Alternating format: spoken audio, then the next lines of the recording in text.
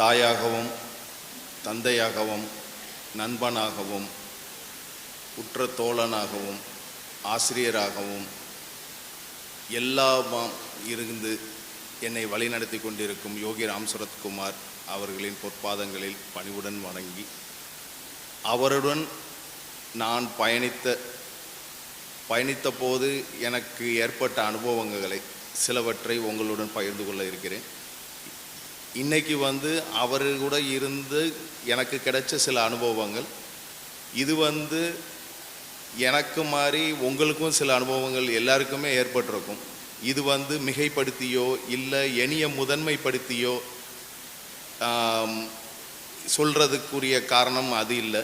இதை நீங்கள் யோகி ராம் சரத்குமாரை பற்றி முழுமையாக புரிஞ்சு அவரை இன்னமும் இறுக்கி பிடிச்சிக்கிறதுக்காக இந்த விஷயங்களை நான் வெளியே சொல்ல வேண்டிய